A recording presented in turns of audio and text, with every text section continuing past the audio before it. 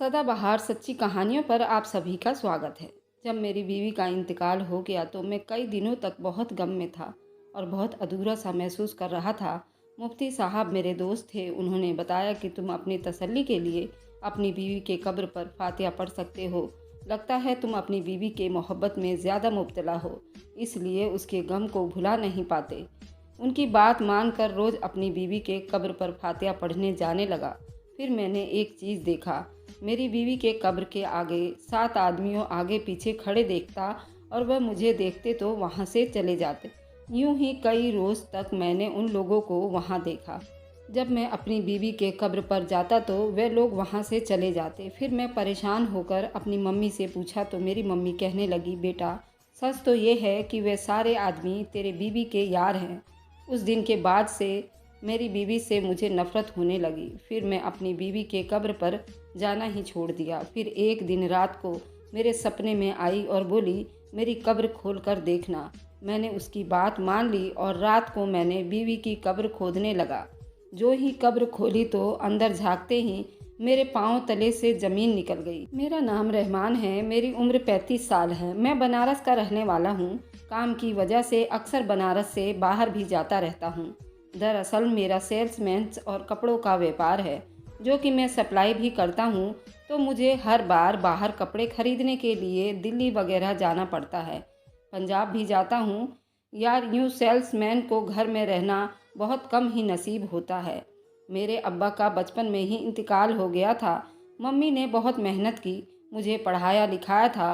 अब मैं अपने बिजनेस में कामयाब हो गया, लेकिन मैं घर छोड़ता तो मुझे ही अफसोस होता, क्योंकि मेरी माँ हमेशा घर में अकेली होती। लेकिन माँ ने मुझे अपनी कसम देकर भेज दिया। मैं अपने कारोबार के सिलसिले में 4 साल तक घर से बाहर रहा। घर आया तो मम्मी ने मेरी मंगनी कर दी। फिर मैं वापस चला गया। अगले 4 साल बाद फिर आया तो माँ का अकेलापन देखकर वापस जाने का दिल ही नहीं किया। माँ को जब पता चला कि मैं वापस नहीं जा रहा तो उसने कहा कि शादी कर लो, इस तरह तुम्हारे पास तुम्हारी दुल्हन आ जाएगी। फिर मैं अकेली नहीं रहूँगी। वे दोनों थी तो औरतें ही, लेकिन फिर मम्मी ने मुझे आखिरकार मुझे मना ही लिए। मेरी बीवी बहुत नेक और अच्छी थी और घर को संभालने वाली औरत थी और मेरी माँ की भी बहुत खिदमत किया करती थी। मेरी मम्मी का बहुत ख्याल रखती थी। वह बहुत जल्द हम लोगों से घुल मिल गई। मुझे भी अब मम्मी की तरफ से कुछ तसल्ली हो गया था। 6 दिन बीत गए। फिर मेरा बाहर जाने का भी टाइम आ गया। मैंने अपनी प्यारी बीवी को माँ का ख्याल रखने की हिदायत दी। हालांकि उसकी ज़रूरत ना थी, उसने कभी शिकायत का मौका नहीं दिया था, लेकिन वह मेरे लिए बहुत ख़ास थी। पापा के इंतकाल होने के बाद उन्होंने मुझे माँ और बाप दोनों का प्यार की दिया था। कभी मुझे महसूस ही नहीं होने दिया कि मैं यतीम हूँ। मेरी माँ बहुत अच्छी थी। सोसाइटी में सब उसे बहुत पसंद करते थे और उसे सब बाजी बुलाते थे। जिस दिन मैं जाने लगा तो जैसे ही दरवाजे से बाहर निकला तो देखा आगे 2 औरतें खड़ी हैं। उन्होंने अपने चेहरे छुपा रखे थे। मुझे देखकर एकदम बौखला सी गई और एक दूसरे से कहने लगी, चल चल यहाँ से, हमें यहाँ नहीं आना चाहिए था। मैं बिल्कुल ना समझ होकर उनकी तरफ देखने लगा। उसमें एक बोली कि माफ़ कर दो बेटा, हम शायद गलत पते पर आ गए हैं, हम चलते हैं। मैं हैरानी से उनकी तरफ देख रहा था। वह कुछ अजीब सी लग रही थी। एक ने अपने बाजू में कोई पोटली रखी हुई थी, न जाने उसमें क्या था। मैंने बड़ी परेशानी से सर झटका। मुझे उस तरह के लोगों से शायद नफरत थी। मैंने एक नज़र मुड़कर दरवाजे के साथ लगी मम्मी के नाम प्लेट को देखी, जिस पर माँ का नाम बड़ी अदब से लिखा हुआ था और जगमगा भी रहा था। मैंने दिल ही दिल में कहा, कोई अंधा ही होगा जो उस सब के बावजूद दरवाज़ा खटखटाएगा। गलत पते पर आ गई। मुझे इस बात का एहसास हुआ। फिर काफ़ी देर वहाँ खड़ा हुआ। मुझे देर भी हो रही थी, इसलिए मैं वहाँ से दरवाज़ा बंद करके निकल आया और अपने दोस्तों से मिला और ड्यूटी पर जाने के लिए निकल पड़ा। इस बार हमारी ड्यूटी किसी दूसरे राज्य में नहीं जाना था, उसी राज्य में था। 2 महीने में 1-2 चक्कर घर का लगा ही लेता था। दिन गुजरते जा रहे थे। मुझे जब भी 1-2 दिन की फुर्सत मिलती तो मैं अपने घर पर चला आता। मेरी बीवी मेरे घर और मेरी माँ को बहुत अच्छी तरह संभाल रही थी। कभी मुझे उस पर बहुत फ़क्र होता। वह मेरी उम्मीद पर पूरा उतर रही थी, वरना शादी से पहले मेरे दिल में बहुत दर्द था। पता नहीं लड़की कैसी होगी, मेरी माँ का ख्याल करेगी या नहीं, क्योंकि आजकल लड़कियाँ सास और ससुर को कम ही पूछती हैं, बस घर पर हुक्म चलाना जानती हैं। ससुर को भी किनारे लगा देती हैं। लेकिन मेरी पत्नी ने मेरे सारे सोच को गलत साबित कर दिए थे। उसने पहले दिन से ही मेरी माँ को अपनी माँ मान लिया था, बल्कि उनको बेटी बनकर दिखाया था। मोहल्ले की औरतें जब देखने आईं तो उन्होंने कहा कि तुम्हारे कर्मों की वजह से तुम्हें इतनी अच्छी बहू मिली है, वरना आजकल बहू कहाँ सास को अपने मुंह लगाती हैं। खैर, दिन गुजरते जा रहे थे। घर फ़ोन करके घर के खैर खबर लेता रहता था। उस दिन भी जब मैंने फ़ोन किया तो उसकी बहुत घबराई हुई आवाज़ आई।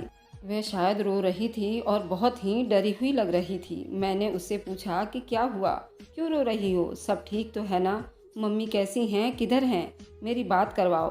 तो आगे से उसने जो कहा उसे सुनकर मेरे पैरों तले से ज़मीन निकल गई। उसने बताया कि माँ घर पर नहीं है 2 दिन से। मैंने आपको कॉल करने की बहुत कोशिश की, लेकिन आपका नंबर बंद था। मैंने कहा, अच्छा तुम हौसला रखो, मुझे ये बात बताओ, उससे पहले भी मम्मी कहीं गई हैं या नहीं, क्योंकि मेरे दिमाग में ये था तन्हाई की वजह से अक्सर माँ सोसाइटी में सबके घर आती जाती रहती थी, तो हो सकता है कि वो कहीं गई हों। लेकिन फिर भी परेशानी की बात थी, वह रात को कभी कहीं नहीं रुकी थी। मेरी बीवी ने भी यही बात कही। सोसाइटी में सब माँ की इज्जत और मोहब्बत करते थे, तो उन्हें अपने घर बुलाते रहते थे, लेकिन वे रात को कभी घर से बाहर नहीं गई। मैंने उसे कहा कि तुम परेशान ना हो, मैं आने की कोशिश करता हूँ। तब तक सोसाइटी में किसी से पूछो, हो सकता है किसी को कुछ पता हो। उसने जी ठीक है फ़ोन बंद कर दिया। मैंने उसे तसल्ली दी थी, लेकिन हकीकत में खुद भी बहुत परेशान हो गया था। ऊपर से ऐसी जगह सप्लाई गया था जहाँ पर मैं बहुत बुरी तरह से फंस गया था। मुझे छुट्टी नहीं मिल सकती थी। मुश्किल से अभी आधा घंटा ही हुआ था कि मेरा फ़ोन फिर से बजने लगा। देखा तो मेरी बीवी का कॉल था। मैंने एक पल भी देर किए बगैर कॉल उठाई तो आगे से मेरी बीवी ने कहा कि रहमान माँ आ गई हैं। मैंने बड़ी तसल्ली की सांस ली और कहा कि कैसी हैं, कहाँ थी, तुम माँ से मेरी बात करवाओ। फिर उसने माँ को फ़ोन दिया। फिर माँ कहने लगी कि मैं बहुत फ़िक्र में थी और कहने लगी कि मैं अपनी बीमार सहेली को देखने गई, लेकिन वहाँ मैं फंस गई। मैंने और मजबूर थी। जब मैं उसके घर पहुँची तो उसका इंतकाल हो गया था, जिसकी वजह से मुझे वहाँ रुकना पड़ा। लोग क्या कहते कि मैयत अभी पड़ी हुई है और उसकी बचपन की सहेली चल पड़ी। जैसे ही उसकी मिट्टी हो गई मैं जल्दी आ गई। फिर मैंने खुदा का शुक्रिया मनाया कि मम्मी आप ठीक तो हैं। मैंने कहा, अच्छा मम्मी आराम करो, आप थक गई होंगी, मैं आपको सुबह फ़ोन करूंगा। दिन बीतते गए, लेकिन साथ साथ मेरी परेशानी भी बढ़ती गई। मम्मी अब अक्सर घर से गायब रहने लगी थी। मैं जब भी पूछता तो कभी कोई बात, तो कभी कोई बात, तो कभी किधर। अपना काम भी बहुत मैंने फैला लिया था और मैं ऐसी पहाड़ी इलाकों में सप्लाई पर चला गया था जहाँ टावर वगैरह भी बहुत कम थे, तो फ़ोन वगैरह बहुत कम लगता था। लेकिन अगर कभी मिल भी जाती तो मुझे ज़्यादातर एक खबर मिलती कि माँ आज इतने बजे गई थी, उतने बजे आई हैं, आज अभी क्या तो कभी क्या। मुझे कुछ समझ नहीं आया कि आखिर मेरी माँ को क्या हो गया है। मेरी बीवी भी बहुत परेशान रहने लगी थी। ये परेशानियाँ अब बढ़ती ही जा रही थी। अब तो जैसे हमारे घर में परेशानियों ने डेरा ही डाल लिया था और अब मेरा भी वहाँ से आने का दूर दूर तक कोई रास्ता नहीं था। माँ की हरकतों ने मेरी बीवी रोज़ रोज़ उलझती ही जा रही थी। एक दिन मुझे उसका कॉल आया तो वह बहुत जल्दी में लग रही थी। उसने कहा कि मैंने आपको कुछ बताना है। मैंने कहा कि हाँ बताओ। उसने कहा कि रहमान, वह इतने में कॉल ही कट गई। उसके बाद मैंने बहुत कोशिश की, लेकिन कॉल नहीं लग रहा था। खैर, मैं अपने काम ख़त्म होने का इंतज़ार में था। इसी तरह दिन गुजरते जा रहे थे। हमारे घर में भी रोज़ हवा की तरह सास बहू के झगड़े शुरू हो चुके थे, लेकिन कोई भी उसकी वजह नज़र नहीं आ रही थी। माँ से बात करता तो वह रोते हुए बहू की शिकायत का बोलती थी और बीवी से बात करता तो उसके पास सास के खिलाफ पूरी लिस्ट होती।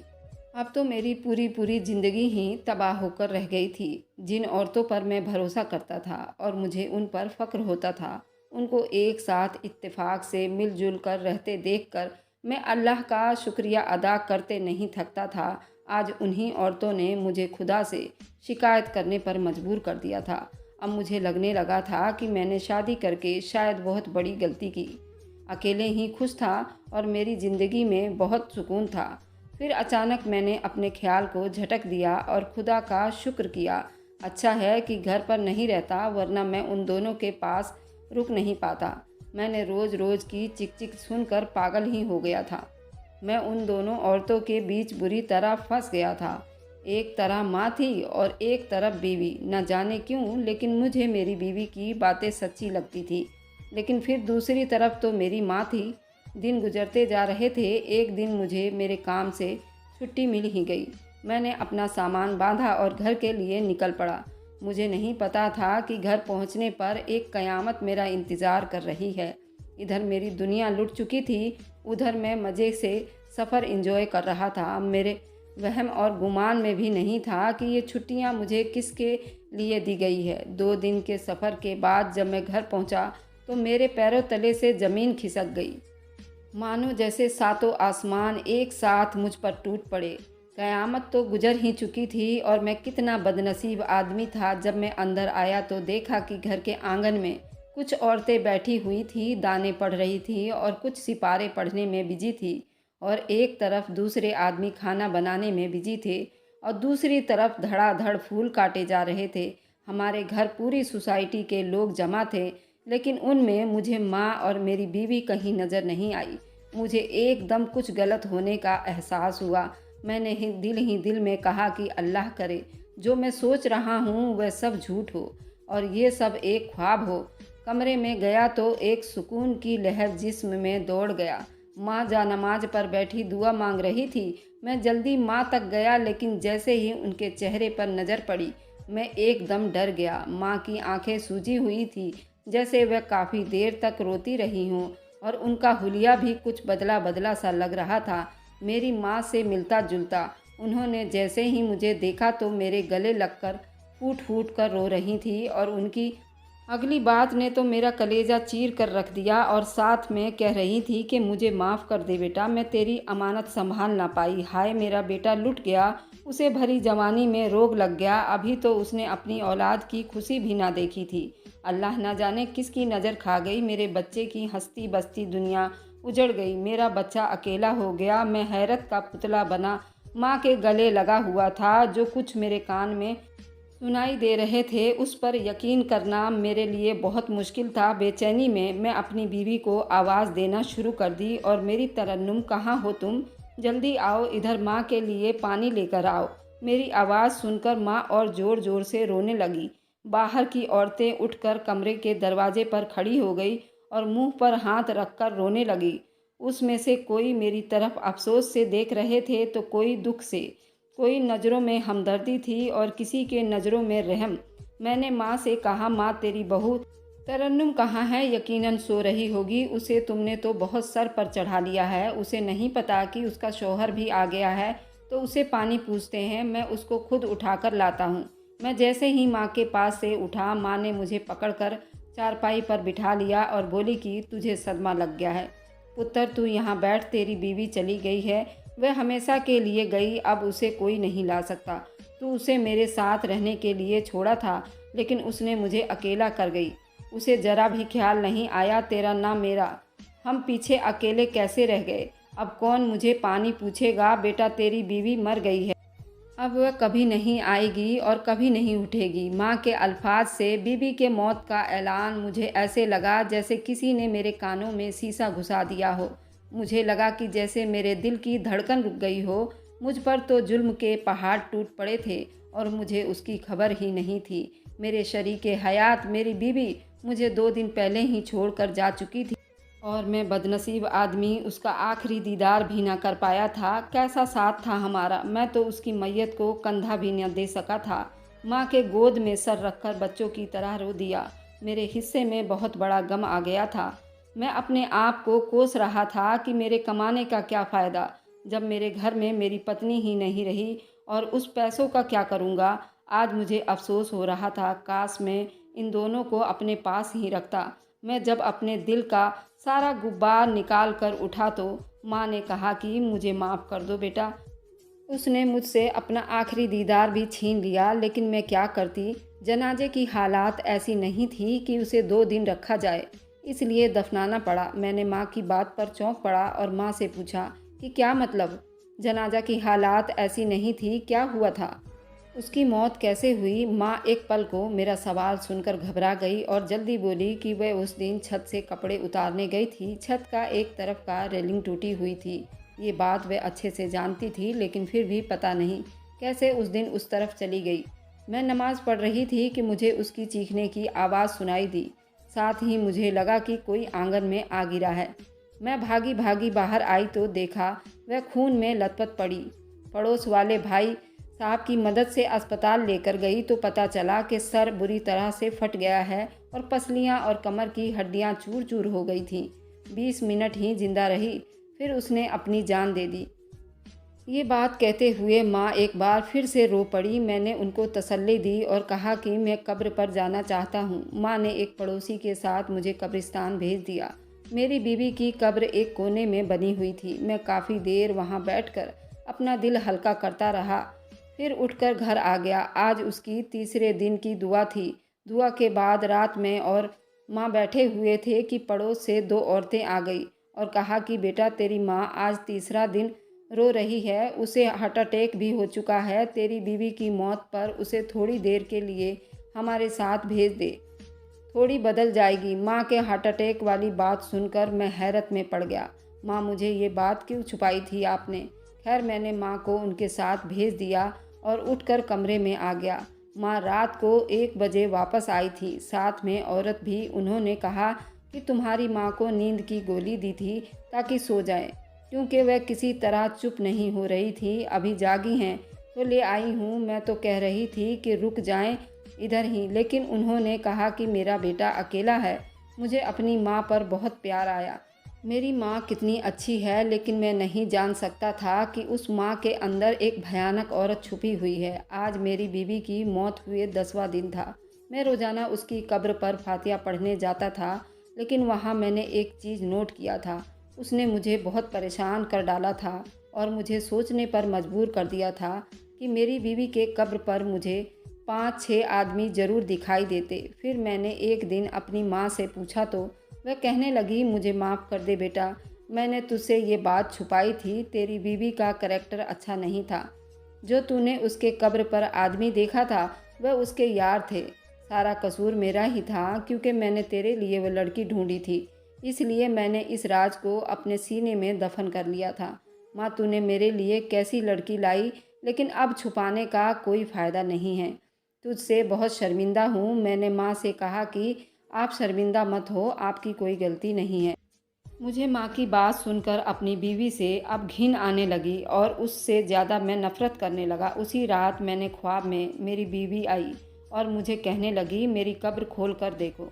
मैं हैरत से उठा कि ये कैसा ख्वाब है। वक्त देखा तो रात के 2 बज रहे थे। मैं हिम्मत करके उठा और कब्रिस्तान की तरफ चल पड़ा। वहाँ जाकर जैसे ही कब्र को खोला तो अंदर का मंजर देखकर मेरा दिल दहल गया। अंदर एक कब्र नहीं बल्कि एक कमरा था, जिसमें हल्की नीली और सुर्ख रंग की बत्तियां जल रही थीं।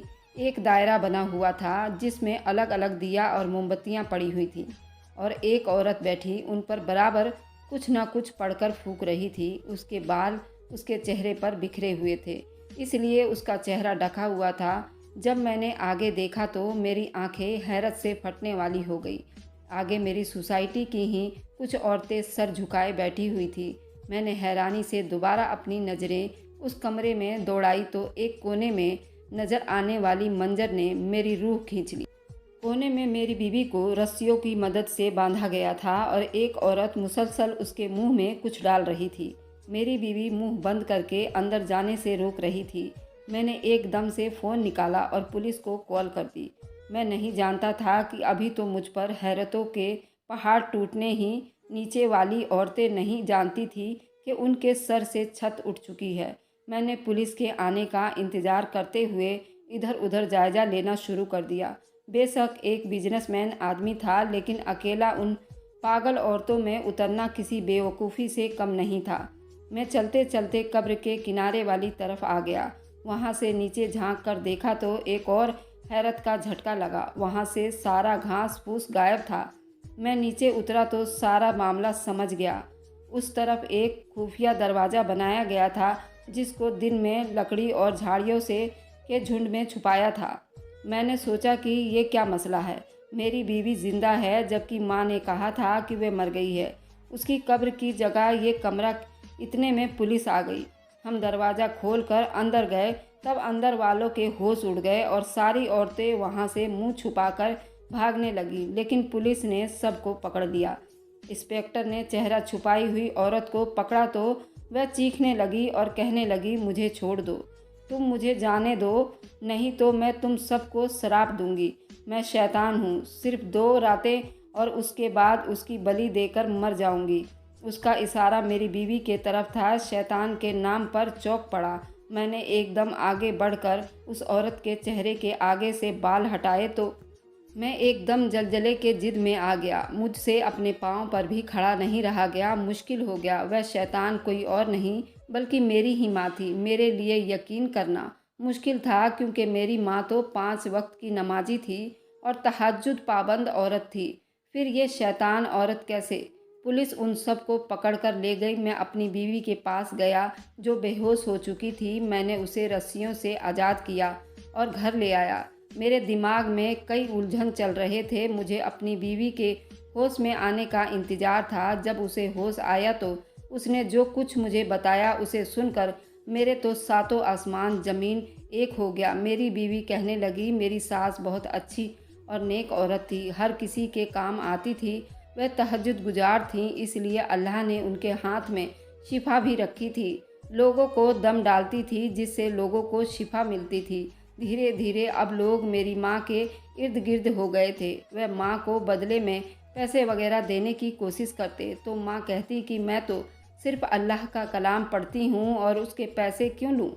भला इस तरह जब उस दिन मम्मी दम डालने गई, उस बेहरूपिया औरत ने मेरी माँ को मार दिया क्योंकि वह किसी ऐसी औरत की जगह लेना चाहती थी जो बहुत अच्छा हो, यानी जिसकी सब कदर करते हों। वह उसकी आड़ में अपना ढोंगी काम करना चाहती थी। उसने न जाने कब से मेरी माँ पर नज़र रखी हुई थी। माँ की सारी आदतों, सारी बातों का उसे पता था, इसलिए उसने माँ को मारकर उसकी जगह ले ली। उसके साथ कुछ औरतें और भी मिली हुई थी जो इसी सोसाइटी में रहती थी। एक दिन जब उन औरतों से बात कर रही थी तो मेरी बीवी ने सब सुन लिया। उसने मुझे बताने की कोशिश की लेकिन मुझे बात ना हो पाई थी और पता चल गया कि मेरी बीवी सब जान गई है। उसने कहा कि उसे भी रास्ते से हटाना पड़ेगा।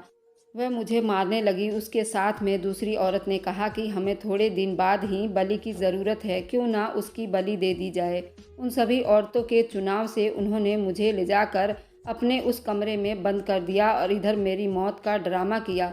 मैं सब सुनकर बिल्कुल सदमे में आ गया। मुझे अपनी माँ की बहुत याद आई। मैंने अपनी बीवी के गोद में सर रखकर लेट गया। सुबह मैंने इंस्पेक्टर को कॉल करके सारी बात बताई और मैंने खुद दरख्वास्त की उस औरत को फांसी की सज़ा दी जाए। हमारे बीच कब तक ऐसे लोग घुसते रहेंगे और हम अपनों को खोते रहेंगे? हमें कभी पता नहीं चलता। जब तक हमारी आंखें खुलती है तब तक बहुत देर हो चुकी होती है। तो दोस्तों, मेरी कहानी कैसी लगी आप लोगों को मुझे कमेंट में ज़रूर बताइएगा और अपने आसपास के लोगों से सतर्क रहें। Thanks for watching, like and subscribe.